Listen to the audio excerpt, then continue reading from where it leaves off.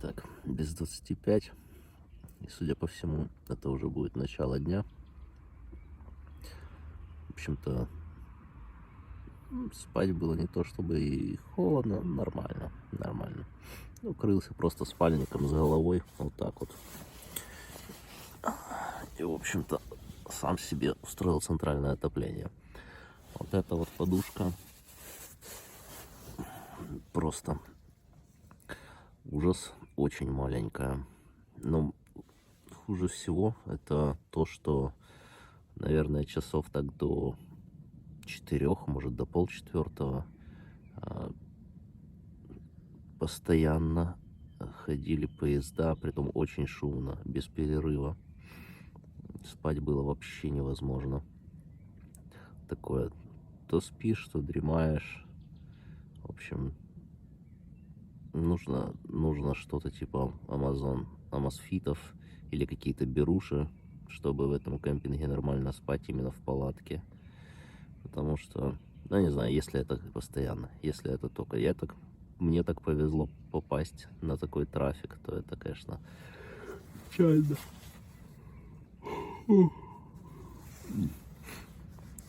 Вчера на ужин сожрал этот гуляш ангельский. Жирный сильно. Не буду его сейчас есть, чтобы не было плохо от сильно жирного, чтобы не ударил по поджелудочной. Потому что чувствую, что, в общем-то, как-то и не особо хорошо. Сейчас буду тогда вставать, чистить бивни, кушать кашку, собирать все это дело. И как раз пораньше выйду. Может, как раз к 7 и выйду. Неожиданно. Пока я умылся, уже рассвело. Вот и солнце зайдет. Росы капец просто. Сейчас как бы показать кемпинг. В общем, вот так вот выглядит кемпинг. Вот палатка, мокрая наглухо. Я взял. И вот там вот постоянный шум с той стороны. А с той стороны хозблок. Я взял дождевик, но эти бахилы. Сейчас одену мотобуты, потому что кеды уже мокрые. Водичку на кашку я поставил. Утром, как из палатки вылезал, вспоминал Пайзанского. Кирич Старч, если вы смотрите это. Я помню, как он рассказывал, как он водил туры в горы. И такой, вот в Киеве плюс 28, жара, а тут просыпаешься, ноги из палатки торчат, холодно, пар идет. Вряд ли на камеру видно, но пар идет. Вороны, раскричались. Да, 5:30 утра. Сам офигеваю от вставания в такую рань. Не успел я снять чехол с мотыка. Как птиц обосрал прямо дезинфектор для рук, который тут примотанный. Прямо буквально птицы срали на дезинфекцию. Кстати, вот интересно, я пару раз уже высаживался, что фара почему-то горит. А нет, это просто солнце в ней отражается. Так, ну что, выдвигаемся. Сейчас посмотрим, как он с копняка будет заводиться на холодную.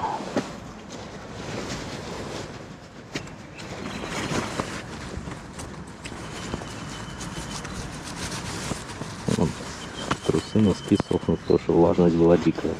Ничего не высохло. О, да, опять это акробатика попала с нее.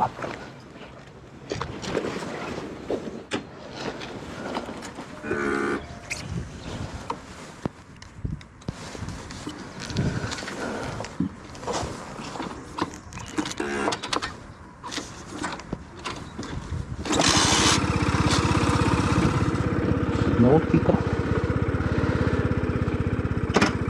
Хорошо.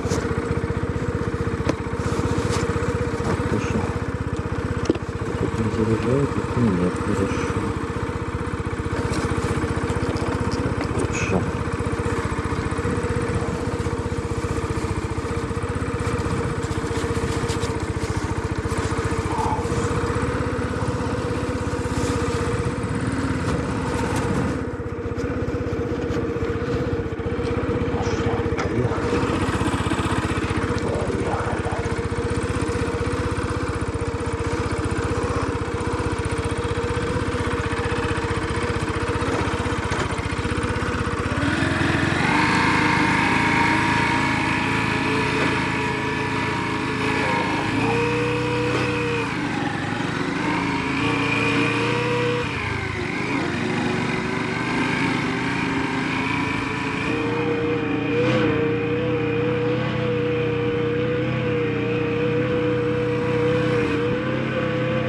гриль еще был. Омерзительный налет на языке.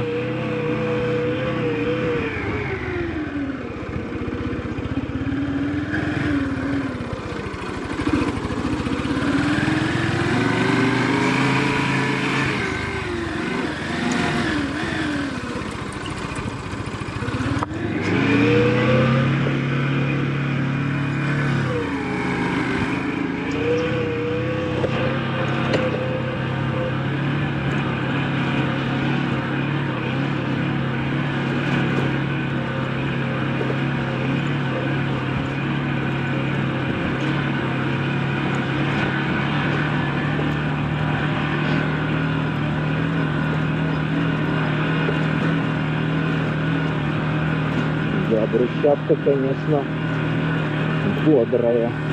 Я визор хочу открыть, но руку не могу поднять.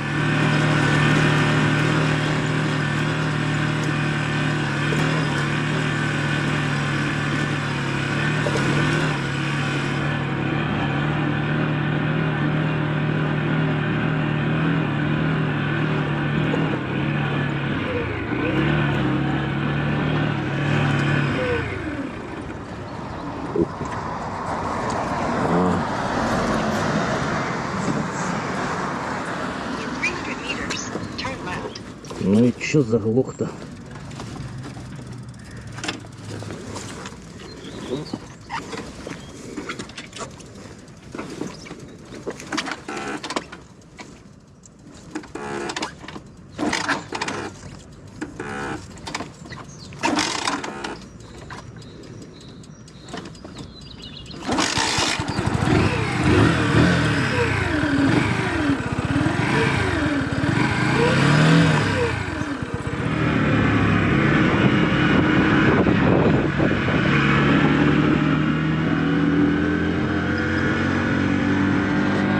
Визор опускаем. Это вчерашняя пчела мне об этом сказала, что да, визор стоит опускать. И, короче, вот они, окраины Вроцлава. И такие же.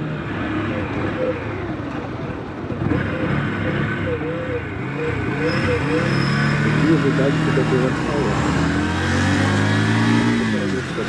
Больше деревьев, которые цветущие. Ну, то есть плодовый город.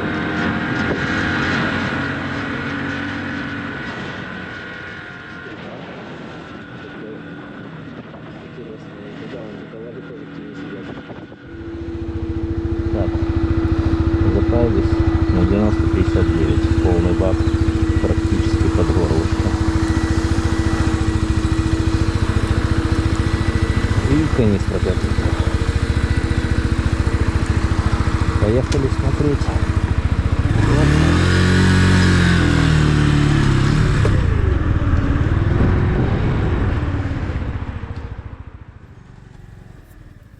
Выехал я, конечно, намного позже, чем планировал, но зато пообщался с хозяином кемпинга и еще с парой туристов. Хозяин сказал, что когда листва есть на деревьях, то она, в общем-то, очень хорошо убирает шум, и летом нету таких сложностей с поездами.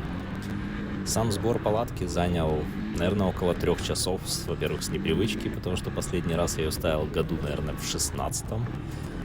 Но еще пришлось очень долго ждать, пока сама палатка подсохнет, пока это тоже подсохнет немножко стол, на котором я ее собирал, потому что земля с травой были на тот момент еще мокрые. Пока это все обратно запакуется в мотоцикл, ну и можно будет ехать.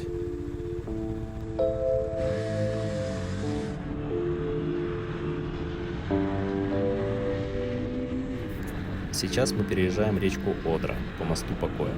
Справа находится Национальный музей во Вроцлаве, который летом, судя по всему, выглядит в миллион раз красивее с позеленевшими листьями обвившего красный кирпич винограда.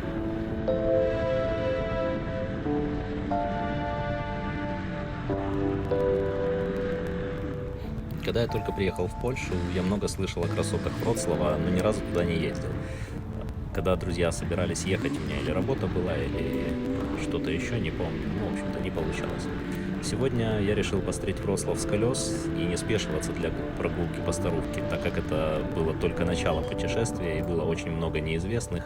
А для того, чтобы действительно побывать во Вроцлаве, нужно как минимум денек по нему походить. Но я уверен, что люди, которые там живут или же любят приезжать в город, скажут, что за день там явно все не осмотришь. Но это так, экспресс-туром погулять.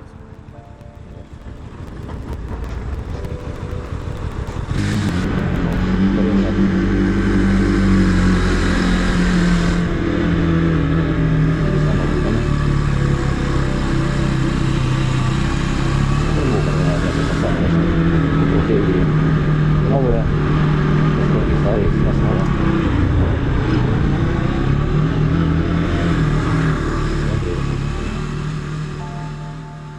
Но даже с колес, увидев только окраины Старухи Вроцлава, могу сказать, что чем-то напоминает мне Львов, местами чем-то Варшаву, где-то Краков. Ну и кое-где даже можно сказать, что имеет нотки Лондона. Сам город один из самых крупных в Польше, и третий по населению с численностью около 675 тысяч человек. Поехали дальше. Интересно, не задал.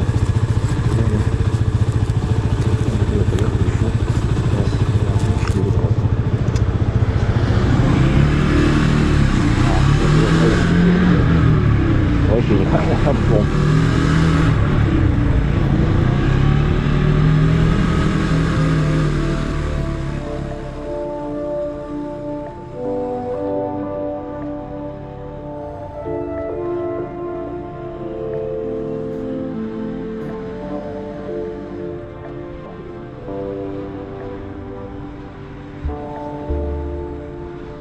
Я уже ранее говорил, смешение архитектуры Вроцлава мне чем-то напомнило Лондон. Стеклянные бюровцы стоят вплотную к классической постройке, и, на мой взгляд, нельзя сказать, что особо конфликтуют с ней. К сожалению, с колес слишком близко к Старухе не подобраться. Но, как говорил, хотелось бы взять жену и приехать сюда как-нибудь на уикенд, неспешно погулять по городу. Ладно, еще целая дорога впереди намечается, и по дороге и дождь, и горы, поэтому будем выдвигаться в сторону Чехии.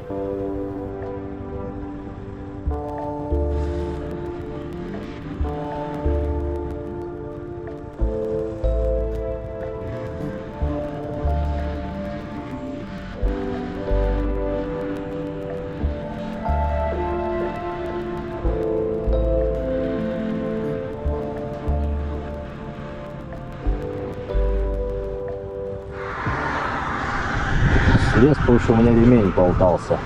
А вон впереди какая шикарная гора. И как раз дорога туда уходит через Валбжик. Ветер поднимается. Может быть, через какое-то время придется обратно флис одевать. Но что есть очень хорошо загруженным мотиком, это то, что он начинает лучше держать, он намного лучше держится трассы.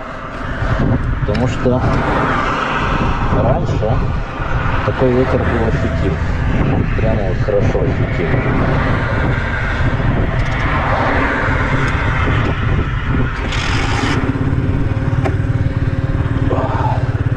Копку поднял, ножку поднял.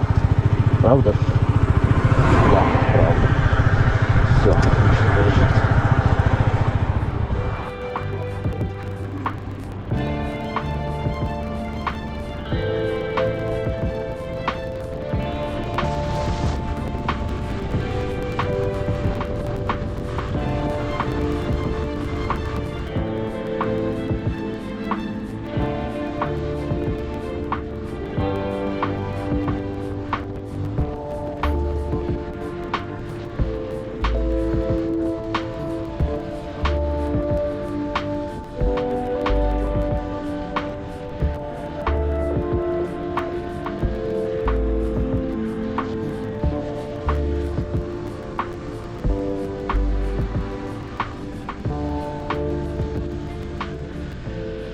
Проезжаем палац в Краскове. Первоначально здесь находился водный замок, но он был разрушен во время 30-летней войны, происходившей в 1618-1648 годах. Позже на его месте был построен новый дворец. В конце 17 века владелицей деревни и дворца была Анна Елизавета фон Цейцлих, которая получила их в качестве приданого в 1699 году при своей женитьбе на графе Генрихе III фон Хохберге. Около 1732 года, когда фон Хохберги решили продать краску в Гансу Альбрехту, барону фон Цедлиху и Лейбе, дворец был уничтожен пожаром. Сын Ганса Альбрехта, Давид Зигмунд фон Цейдлих и Лепхе, поручил Фишеру фон Эрлаху проект восстановления дворца. Было построено новое здание в стиле барокко, засыпаны рвы, на месте прежних насыпей и укреплений разбиты розарий. Работа была завершена в 1746 году. Поврежденный во время Второй мировой войны, дворец подвергался постепенному разрушению в последующие годы под властью Польской Народной Республики, то есть коммунистов, до тех пор, пока после политических преобразований в Польше он не был выкуплен в 1992 году австрийским антикваром, который перестроил дворец и превратил его в роскошный отель. В подсобных постройках дворца, у самых входных ворот, расположен двуязычный польско-немецкий детский сад.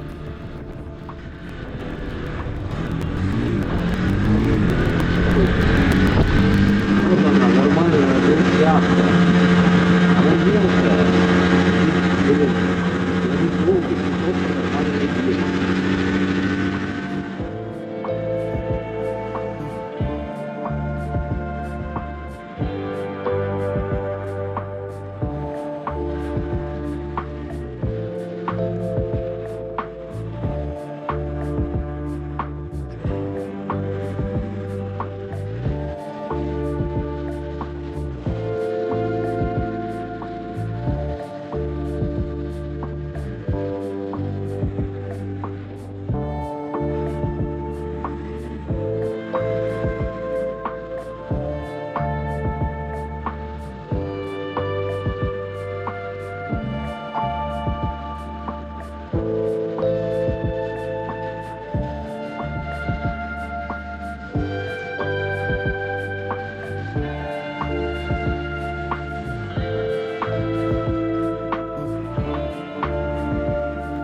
Внезапно я вижу на встречке раллийный болид, а чуть дальше перекрытую дорогу, по которой мне нужно ехать.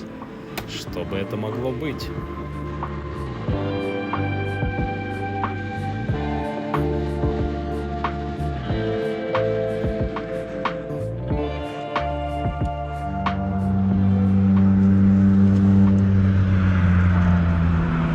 Да, вот так вот.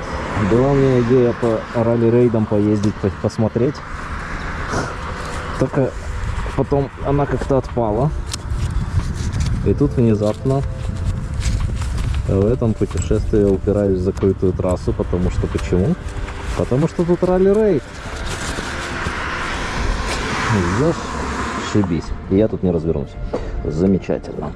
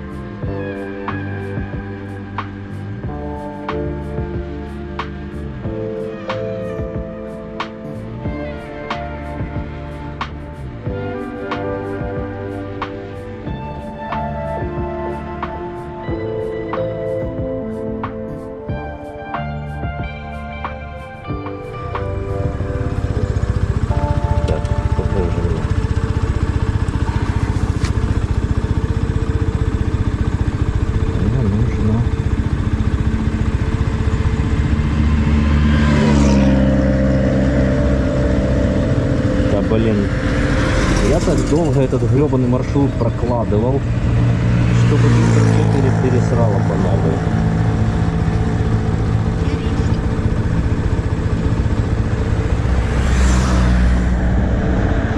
Вот 379-я. ну да. Так, ну что, пошел дождик. До границы с Чехией где-то километров 70.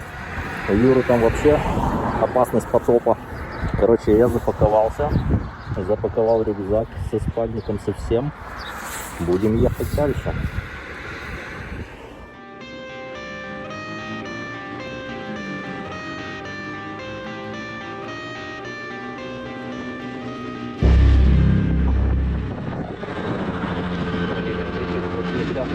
Километров.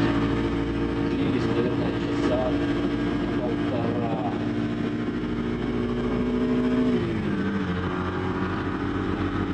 Потому что, во-первых, пока найдешь, еще они не закрыли из-за этого рейда. А во-вторых, только развернешься, Google вперед перепрокладывает маршрут.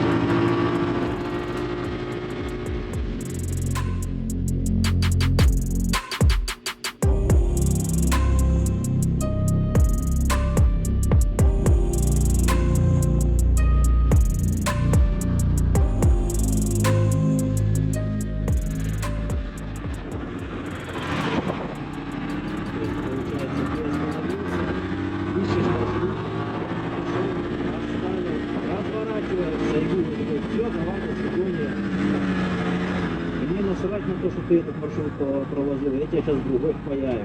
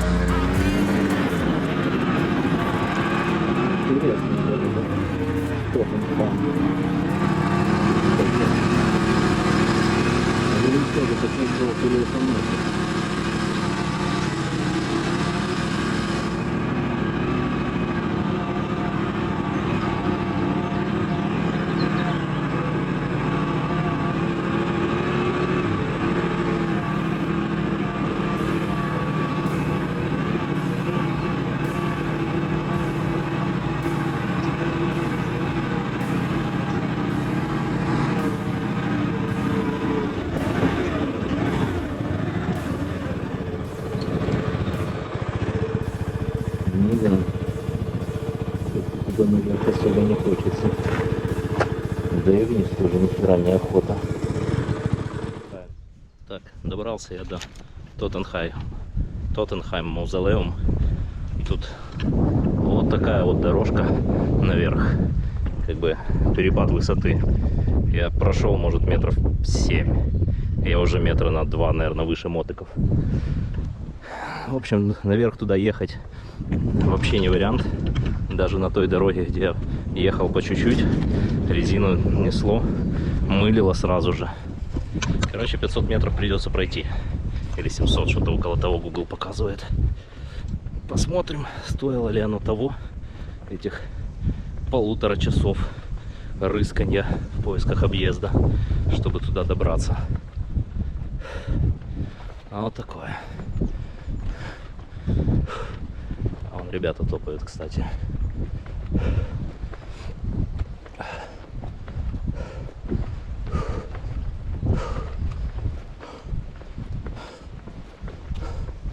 Dzień dobry. Warto tam iść? Warto. Tak? No, pewnie.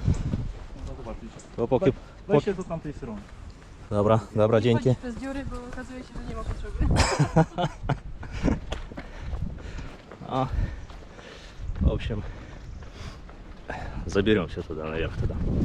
Ну да, на каком-то более adventure байке и с более злой резиной тут вообще было бы изи. Там вот это резкий подъем, а тут бы и я проехал. Но тот резкий подъем явно не стоило рисковать. А, вот он, походу. Или это чьи-то... Не, это многоэтажки.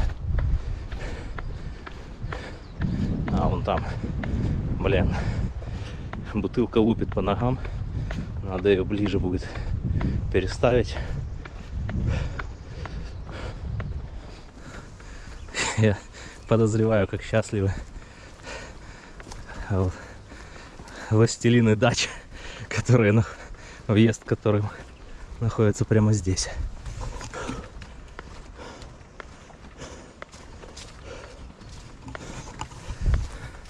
Ну так, ползем потихоньку.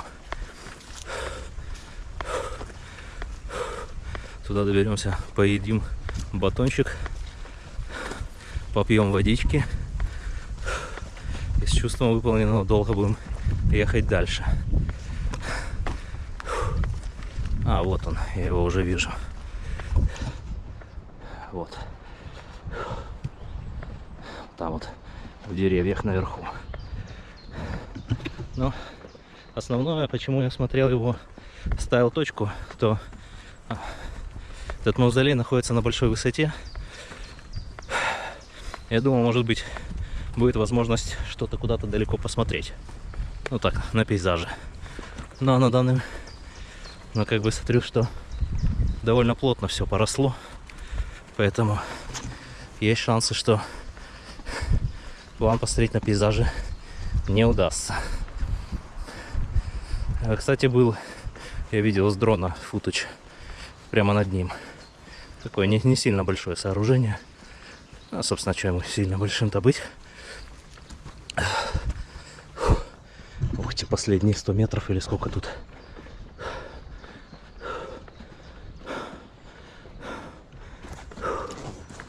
Фу.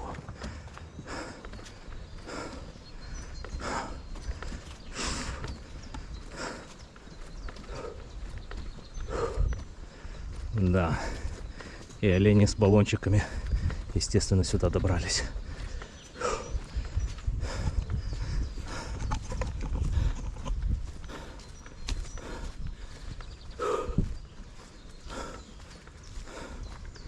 Вот это да.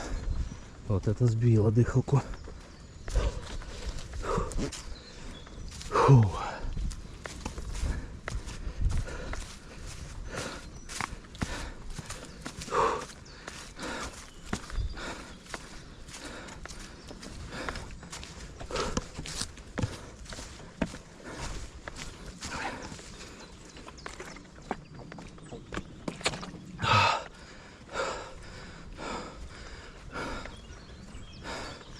Если я правильно помню, то тут нацисты что-то орудовали. Что-то пытались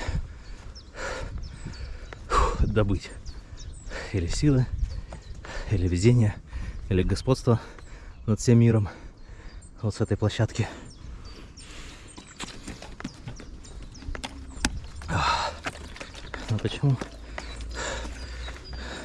Правильно, людей, которые идут куда-то на природу, тянут с собой да все что угодно, пить, есть, курить, и потом под ноги просто себя же выбрасывают.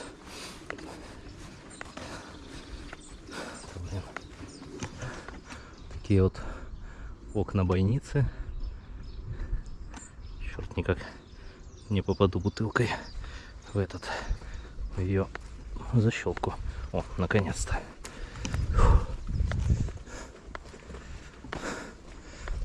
Собственно говоря, сейчас тест-драйв пристегнутого шлема. И, в общем, оставленного мотика со снарягой. То есть все, конечно, самое основное взял с собой. Деньги, документы, ключи. Но... Ага. И вот получается основной вход. Здесь был плац.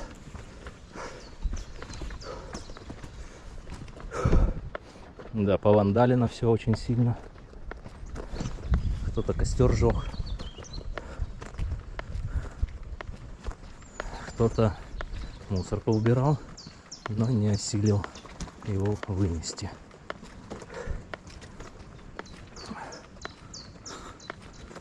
Да. Что, заглянем, что там внутри? Высокие такие. Высокие, очень узкие ступеньки.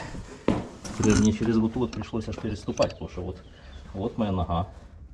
41 размера. Ступенька где-то на треть только. А тут, блин, тоже бутылки, все разрисовано. Кострище. Надо внимательно под ноги смотреть, чтобы на мины не наступить. Тут, наверное, был какой-то, может, и алтарь. Вон камень какой-то такой. Надо было взять фонарик, но хотя GoPro осиливает вроде. Такой уровень подсветки. Тройняк в телефоне есть фонарик. Тут разваливается. Все. Кстати, вон такие трещины опасно выглядящие. Тут получается какое-то подземелье еще под ним есть.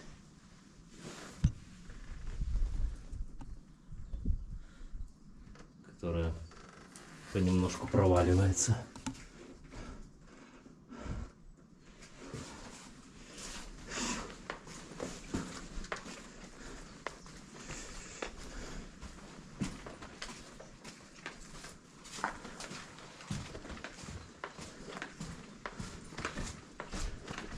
Ну и неизвестно, кстати, было ли над этим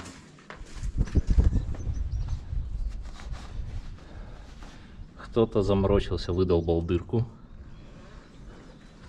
Из нее такой хороший свежий воздух веет с видом на горы. Куча битого стекла. Блин, не знаю, не понимаю этого. Зачем так делать?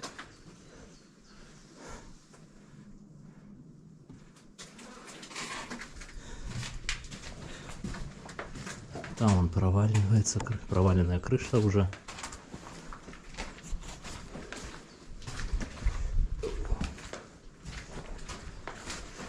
И расстегнуться хочется, потому что немножко жарковато, но моя сумка держит.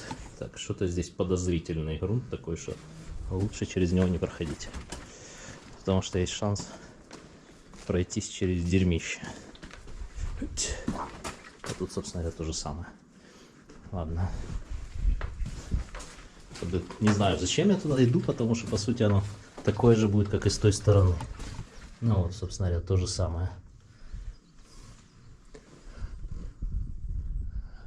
Похоже, что была крыша вот такого вот плана. Вот такого типа соломина, типа стропилы какие-то и что-то там с глиняно-соломиновой связкой. Наверное. Ну и, собственно говоря, получается, по центру был алтарь всего этого события.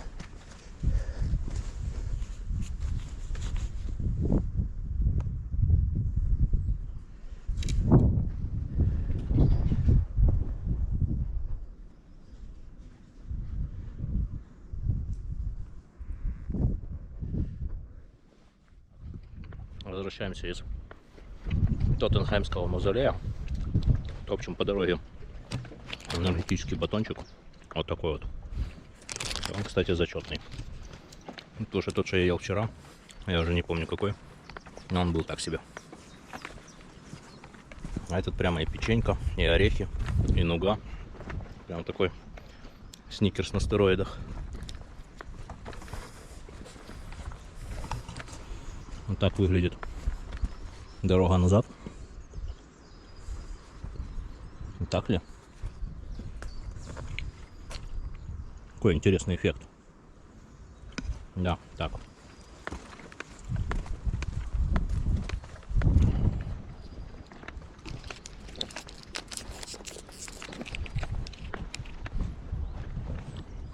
Вон, котики не распускаются. На земле полно их лежит.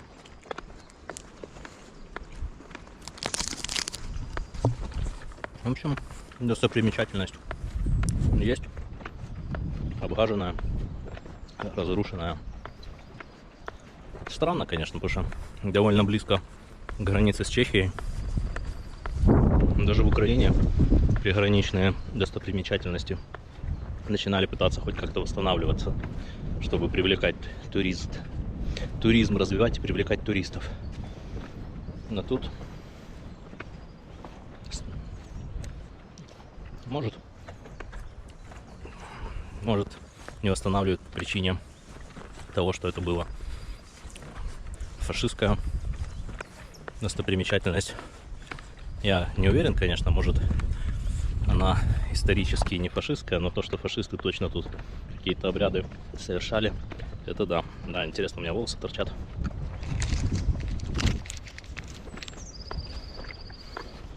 Конечно, могу плужить. Хорошо. Потому что я сегодня в 5 утра встал. 5 с копейками, уже не помню во сколько. И замечательная дорога возле Волбжига. Очень интересная, горная. По сути, была испоганена из-за того, что ее перекрывали на ралли-рейды. Я, конечно, с радостью посмотрел бы ралли-рейд,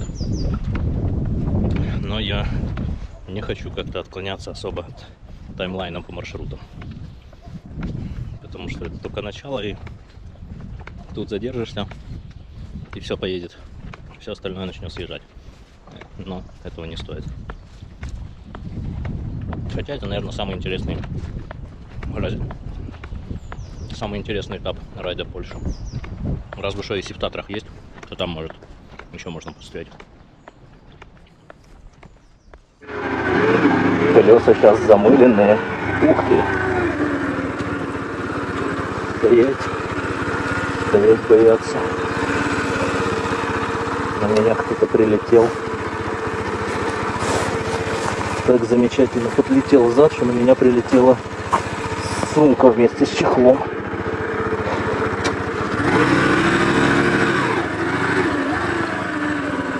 Так, колеса сейчас так замыленные, что тут нужно крайне аккуратно. И потом на асфальте пока они не обтрусятся тоже.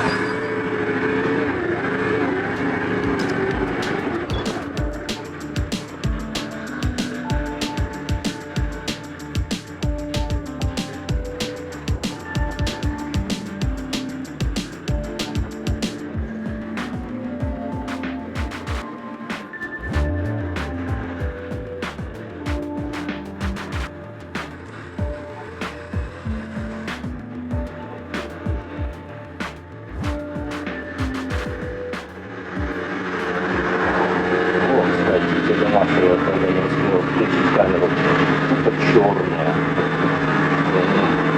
Наверное, ручное отопление дает такой эффект.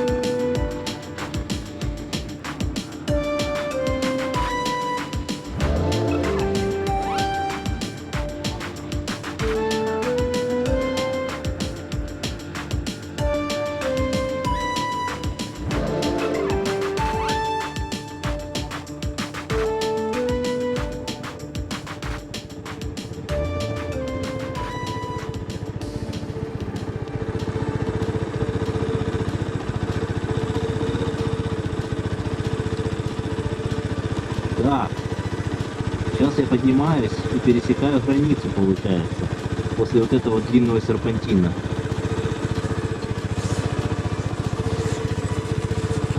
Станем там наверху, отдохнем.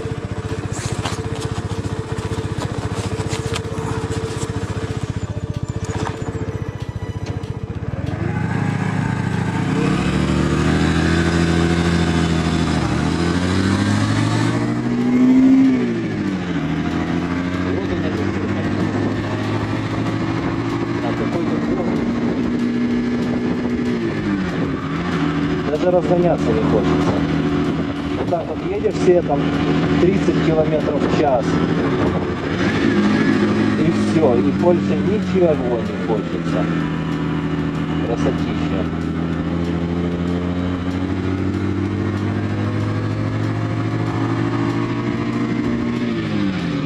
Даже шлемак открыл.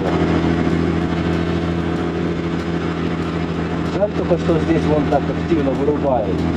Интересно, вырубают для того, чтобы новых засадить, или же то же самое, что в Украине. Хотя, надеюсь, что не так, как у нас на Закарпатье это было. Буду медленно ехать, чтобы прочувствовать весь этот момент.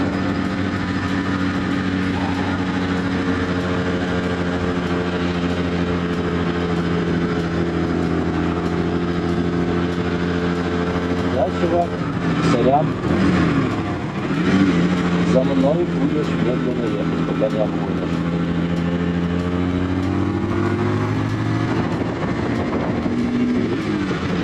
Где он пропал?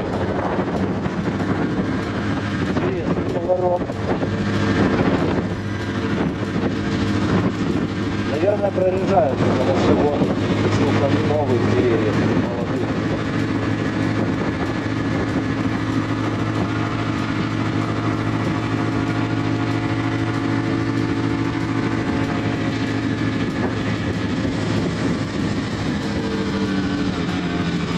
Воздух морозный такой.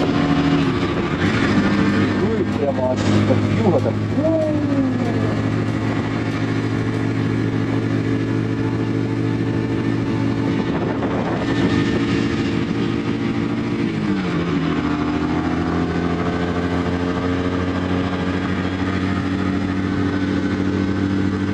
Там какая-то геометка впереди на развороте стоит.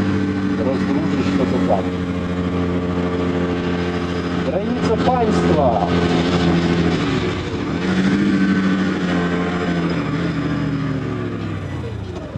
Ага, вот сюда мне.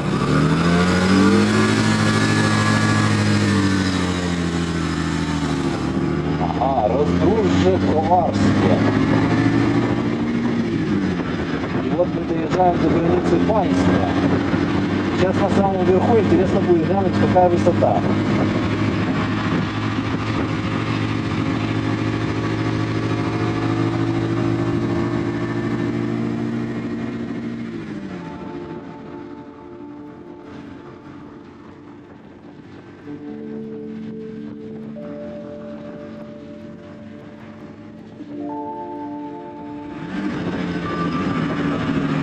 По сути, конечно, это кардинально не изменила ситуацию.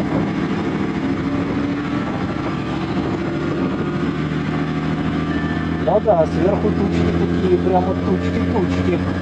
Намекают, что я не зря одел комбез. То есть нам не стоило бы одеть еще и эти бахилы. Бахилы это точно после гор. Гора в бахилах ни в коем случае. На башмаке, да. Потому что мне хорошо, что я их тогда в Варшаве попробовал. Так, камушки осторожно.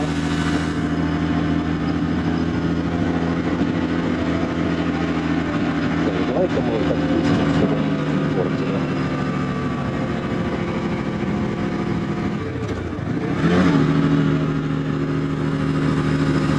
Вот, чуть-чуть отъехали. Подъем-то все еще идет и идет. Температура такая, потому что я как в термосе я температуру только глазами понимаю, что мне визор что-то довольно-таки морозное летит. Конечно, не настолько, что прямо аж мороз-мороз, но свежо. Прямо аж скалы. Класс. Вот это стоило, конечно. Я даже правый сустав тазобедренный перестал выделываться.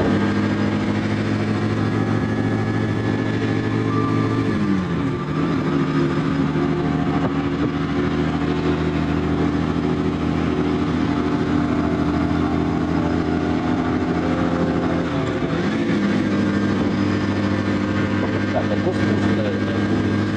Сейчас надо найти верхнюю точку. 3 километра, да? 3 километра это уже на границе, это уже будет в Чехии. 3 километра это уже в Чехии. Вот это, наверное, граница.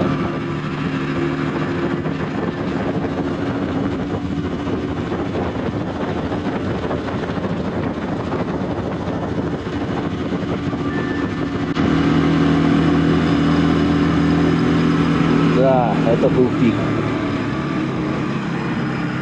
Надо было там остановиться.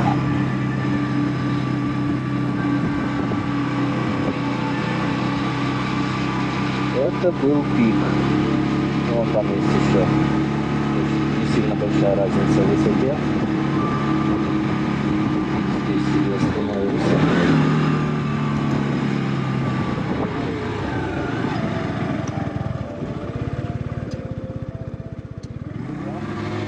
Чувствую, что начинает дождь капать. И, в общем-то, не прогноз повторился. Вероятность дождя там, где я есть, 100%. А я уже почти в Чехии. Километр или 2 до официальной границы остался.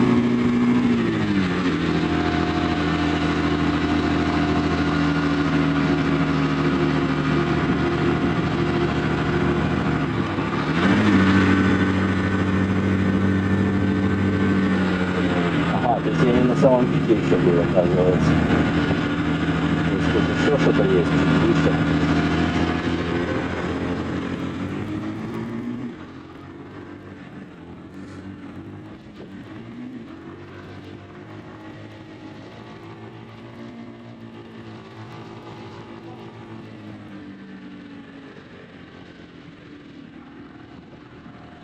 Там, где мы останавливались чуть раньше, за перевалом, высота была 930 метров.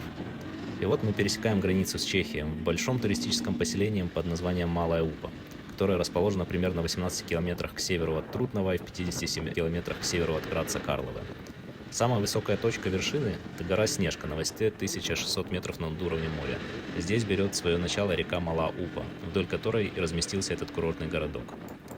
Отсюда нам еще осталось 180 километров до Юры в Праге, а проехали мы всего 110 километров от изначально проложенного маршрута, которые заняли большую часть дня со всеми отъездами, объездами и приключениями с ралли-рейдом.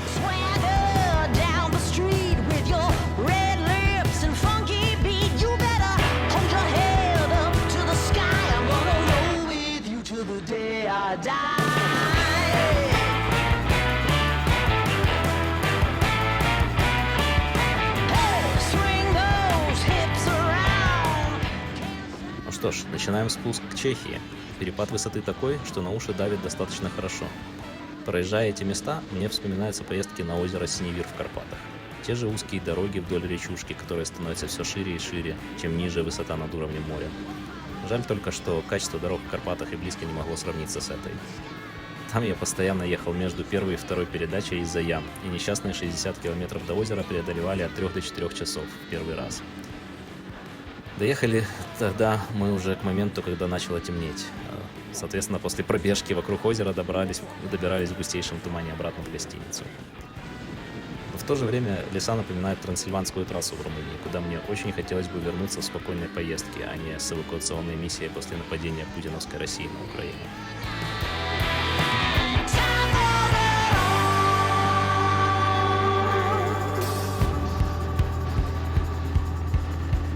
Break free of history. This train is racing straight.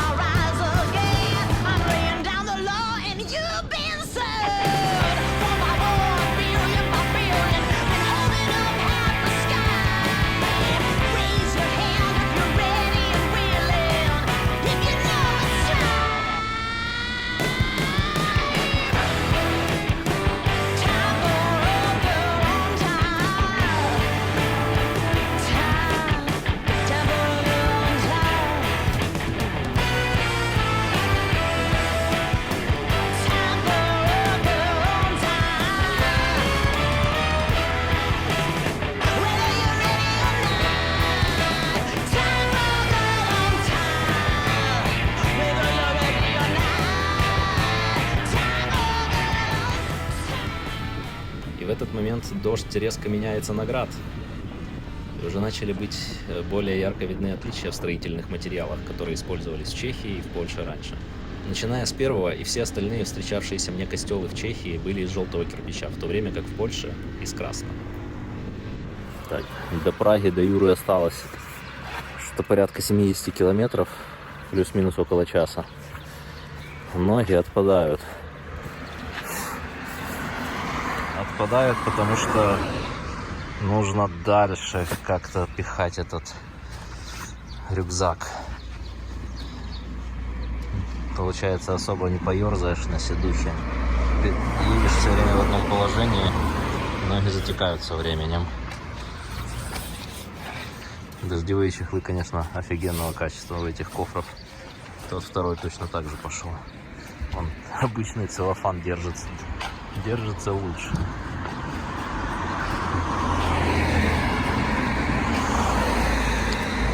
Да, хороший дождь я попал. Ноги намочил.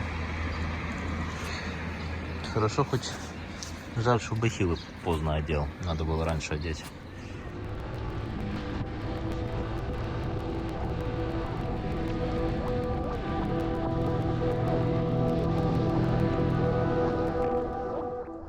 Вот так она выглядит. Снежные вершины.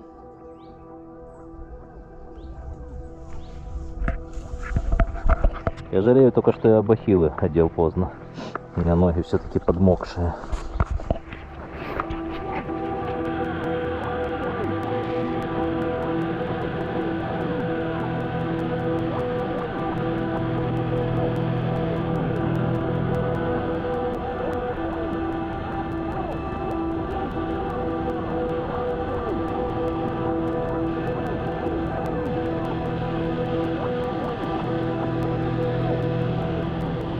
Едешь себе по таким городишкам и задумываешься о привычности инфраструктуры для человека, который вырос и всю жизнь жил в больших городах.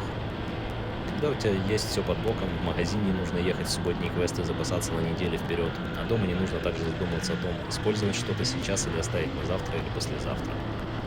Ведь пополнить запасы ты можешь только при вылазке на базар или в магазин. Еду уже из последних сил до Праги. Колени и спина добивают при езде в несменном положении, и порой закрадываются мысли, а может, ну его, развернуть домой пока еще не поздно. Но все же, даже несмотря на все трудности, опять возникает это давно забытое желание быть в пути, открывать новые места и ехать к точке на карте ради самой дороги до этой точки.